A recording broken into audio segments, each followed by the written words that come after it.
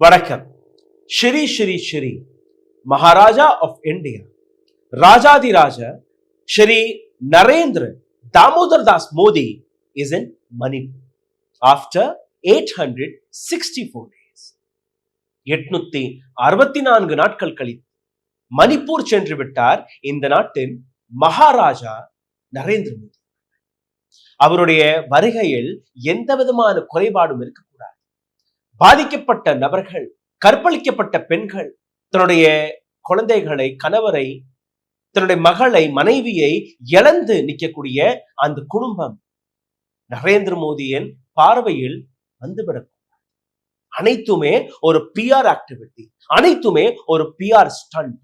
இதற்காக மாத கணக்காக பிரிப்பரேஷனில் அங்க இருக்கக்கூடிய அதிகாரிகளை இறக்கியிருந்தார். காரணம், பிஜேபி தொண்டர்கள் எந்த விதத்திலையுமே நாங்க வரவேற்க மாட்டோம் என்று கூறிவிட்டார். 43 எம்பிக்கள் ஒரே மூச்சில் ராஜினாமா கொடுத்தார். இதே பிஜேபியை சார்ந்த ஏராளமான மணிப்பூர் தலைவர்கள் நரேந்திர மோடியை சந்திப்பதற்காக டெல்லி வந்த போது அவர்களை சந்திக்க அங்கே கவர்னர் உட்பட, இதே பிஜேபி சார்ந்த கவர்னர் உட்பட இது போன்ற சிச்சுவேஷன் வேற எந்த மாநிலத்திற்குமே வரக்கூடாது என்று கூறிய பின்பு கூட நரேந்திர மோடி ஒரு துளி கூட அவர்களை பற்றி கவலைப்படவில்லை. 2.5 மாதங்கள் கழித்து மணிப்பூர்ல இருக்கக்கூடிய மக்களுடைய கண்ணீரை துடைக்க போவதாக நீங்க நம்புகிறீர்களா? கிடையாது.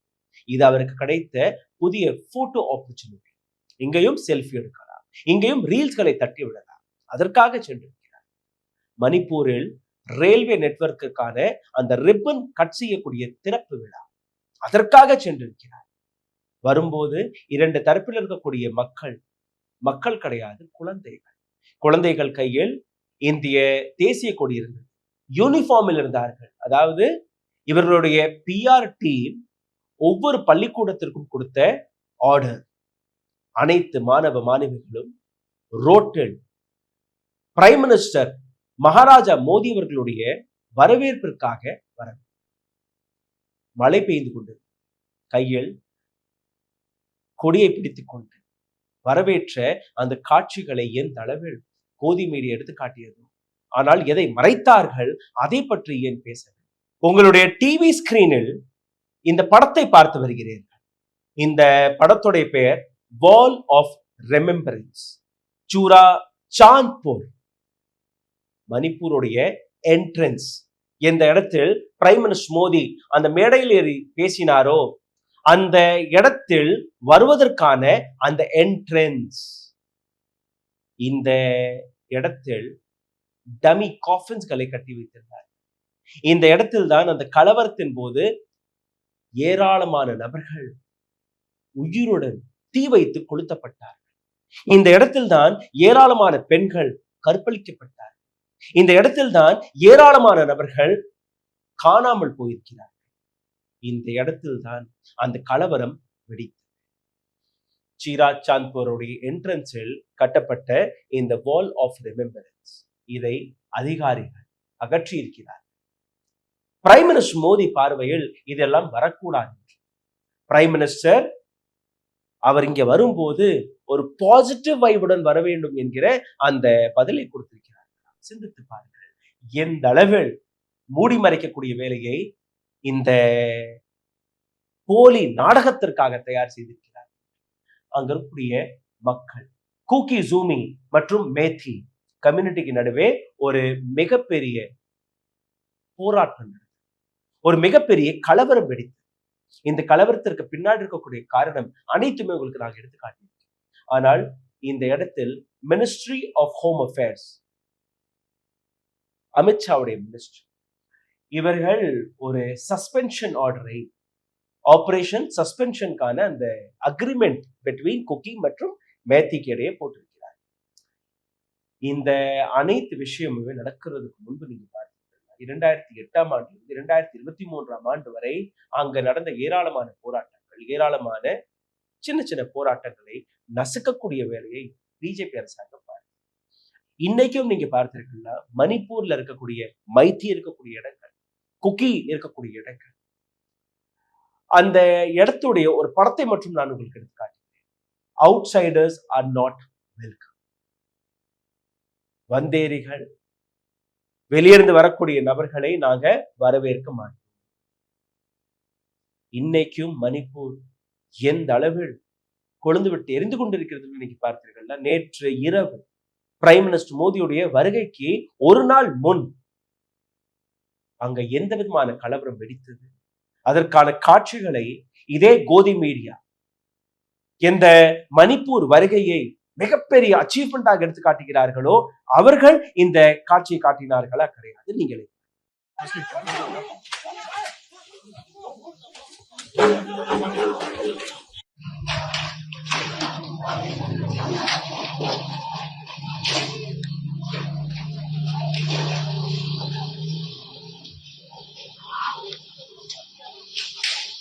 Incoming voice call from Home Lian on Sim Geo.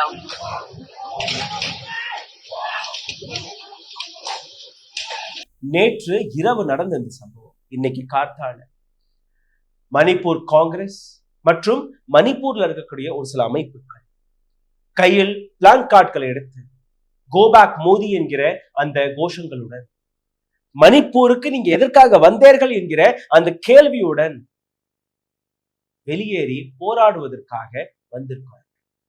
அவர்களை வருவதற்கு முன்பே மணிப்பூர்ல இருக்கக்கூடிய போலீஸ், ராணுவம் அதிகாரிகள் அவர்களை ஹவுஸ் அரெஸ்ட் செய்யக்கூடிய வேலையை பார்த்திருக்கிறார். In the history of Manipur, Prime Minister, he is the most merciless Prime Minister.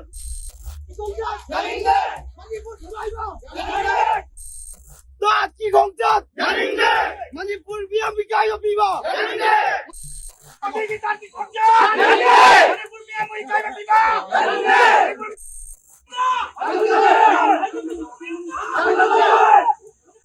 அப்போ நீங்க பார்க்கக்கூடிய அனைத்துமே ஒரு பிஆர் ஆக்டிவிட்டியை தாண்டி வேறு எதுவுமே கிடையாது. வெறும் 3 மணி நேரம் தான் பிரைம் மினிஸ்டர் மோடி மணிப்பூரில் இன்னைக்கு இருந்திருக்கிறார். 3 மணி நேரத்திற்கு மணிப்பூர் சென்று எதை நீங்க சாதித்து விட்டீர்கள் என்கிற அந்த கேள்வி. ஆனால் பிரைம் மினிஸ்டர் மோடியுடைய அந்த உரையை கேட்டீர்கள்னா உங்களுக்கு புரிய வரும் எந்த அளவில் மணிப்பூருக்காக முதலை கண்ணீர் வடித்தார் என்று உங்களுக்கு புரியும். நமஸ்தே மேரே பியாரே மணிப்பூர் கே பாயியோ और बहनों, என்னுடைய இனிய சகோதர சகோதரிகளே, மணிப்பூரை சார்ந்த என்னுடைய மக்களே, உங்களுக்காக நான் கவலைப்பட்டு கொண்டிருந்தேன். உங்களுக்காக தான் இன்னைக்கு நான் இங்கே வந்திருக்கிறேன். இந்த கலவரத்தில் தன்னுடைய வீடுகளை இழந்த நபர்கள், அவர்களுக்காக 500 கோடி ரூபாய் நான் ஒதுக்கி இருக்கேன். எப்போ? 2.5 வருடங்கள் கழித்து பிஜேபி அதை முட்டுக் கொடுத்து வருகிறார்கள். அதாவது பிரைம் மினிஸ்டர் வெறும் மணிப்பூருக்கான பிரைம் மினிஸ்டர் கிடையாது, இந்தியாவிற்கே பிரைம் மினிஸ்டர். இந்தியா முழுவதும் இருக்கக்கூடிய ஒவ்வொரு மாநிலத்திற்கான ஏராளமான பொறுப்புகள் பிரைம் மினிஸ்டர் மோடி தலையில் இருக்கிறது. அதனால் இது தாமதம் எல்லாம் கிடையாது. This is not late. What? It is only 864 days, which is 2.5 years. That's it. தாமதம் எல்லாம் கிடையாது. மற்ற இடங்கள்லாம் கவனிக்கணுமா இல்லையா? பீகார்ல தேர்தல் நடந்து கொண்டிருக்கிறது. 2024 லோக்சபா எலெக்ஷன் நாடு முழுவதும் நாம் அளந்து பார்த்தோம். ஆனா மணிப்பூர் சென்னை, கர்நாடகா, குஜராத், மத்திய பிரதேஷ், உத்தரப்பிரதேஷ், மகாராஷ்டிரா அனைத்து இடங்களுக்குமே நாங்க சொல்லுவோம். அமெரிக்கா, யூரோப், இன்னும் சொல்ல போனால் ஒரு பயணத்தில் பாகிஸ்தான் வரை தொட்டு பார்த்துட்டு வந்து விட்டார் prime minister Modi. China, Russia அனைத்து இடத்துக்குமே போகும். ஆனால் மணிப்பூர் செல்லும். காரணம், மணிப்பூர்ல இருக்கக்கூடிய மக்கள் அவர்களுடைய நிலையை அல்ல அவர்கள் கேட்கக்கூடிய கேள்விக்கு கூட என்னால் பதில் கொடுக்க முடியும். आज हमने मणिपुर में 7,300 करोड़ से अधिक की परियोजनाओं का शिलान्यास किया है. இன்னைக்கு 7,300 கோடி ரூபாய்க்கு மேல புதிய புதிய ப்ராஜெக்ட்களை மணிப்பூருக்காக நான் கொண்டு வந்திருக்கிறேன். சார், அங்க காணாமல் போன மக்கள், தன்னுடைய மானத்தை இழந்து நிற்கக்கூடிய பெண்கள், தன்னுடைய வீட்டை, தன்னுடைய கிராமத்தை இழந்து நிற்கக்கூடிய அந்த குடும்பங்கள், அவர்களுக்கு நீங்க 7,300 கோடி ரூபாய்க்கான லஞ்சத்தை கொடுக்க பார்க்கிறீர்களா? மணிப்பூர் மக்கள் இன்னைக்கும் அவர்கள் பட்ட கஷ்டங்களை பார்த்து எதையுமே மறக்கவில்லை. பீரேன் சிங் உங்களுடைய பிஜேபி சீஃப் மினிஸ்டர்.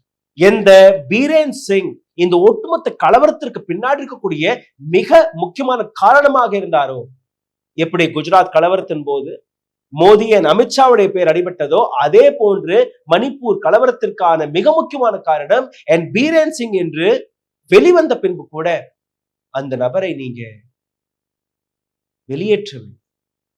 அந்த நபர் பிப்ரவரி மாதம் 9ஆம் தேதி 2025ஆம் ஆண்டு வரை சீஃப் மினிஸ்டராக பதவியில் இருந்தார்.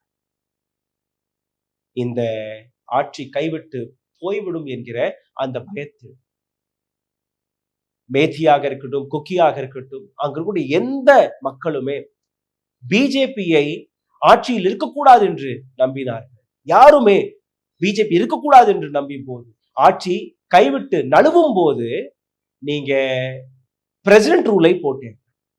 பிப்ரவரி மாதத்திலிருந்து இப்போ பிரசிடென்ட் ரூல், அதாவது ஒரு இன்டைரக்ட் வழியாக, பேக்டோர் என்ட்ரி வழியாக இப்போ அங்க பிரசிடென்ட் ரூல் இருக்கு. அங்க நடக்கக்கூடிய காட்சிகளை நீங்க பார்த்தீர்கள். ஆனால் நீங்க எதை பார்த்து வருகிறீர்கள், எந்த பிஆர் ஆக்டிவிட்டி நீங்க பார்த்து வருகிறீர்கள், அதுவும் உங்களுக்கு முன்னாடி எடுத்து வைத்து हमने 11,000 से अधिक एफआईआर दर्ज करी, 500 से अधिक लोगों को गिरफ्तार किया. பிரைம் மினிஸ்டர் மோடியுடைய இந்த டயலாக். நாங்க 11,000 எஃப்ஐஆர்களை போட்டோம், 500க்கும் மேற்பட்ட நபர்களை கைது செய்திருக்கிறோம். But where were you sir? It has been 864 days. இதைத்தானே அங்கே மக்கள் கேட்டுக்கொண்டிருக்கிறார்கள். இன்னைக்கு மணிப்பூர் சென்று பிரைம் மினிஸ்டர் மோடி கொடுத்த ஒவ்வொரு ஸ்டேட்மெண்ட், ஒவ்வொரு விஷயத்தையும் இன்னைக்கு கவனித்து பார்த்தீர்கள். inauguration of 7,300 to 8,500 infrastructure projects, health care projects, education sector, connectivity, which is roads, school, local industries, அனைத்துமே நாங்கள் கொடுக்க போகிறோம் என்று நீங்க கூறியிருக்கிறீர்கள். ஆனால் இன்னைக்கும் அங்க இருக்கக்கூடிய நிலை மாறவில்லை. இன்னைக்கும் அந்த போர்டு எழுதியிருக்கிறது, we don't welcome outsiders என்று எழுதியிருக்கிறார். இன்னைக்கும் அங்கக்கூடிய குழந்தைகளை வைத்து நீங்க நாடகம் ஆடி இருக்கிறீர்கள். கையில் பிளாகை கொடுத்து வரவேற்பு நடந்திருக்கிறது. ஆனால் எந்த சீரா சாந்த்பூரில் நீங்க போனீர்களோ அதற்கு வெளியில வைத்திருந்த அந்த டமி காஃபின்ஸ்களை கூட உங்களால் பார்க்க முடியும். அந்த காஃபின்ஸ்களை பார்த்தால் உண்மை உங்களுக்கு முன் வந்துவிடும், உங்களுக்கு பயம் வரும். அதனால் இது எல்லாம் வரும்.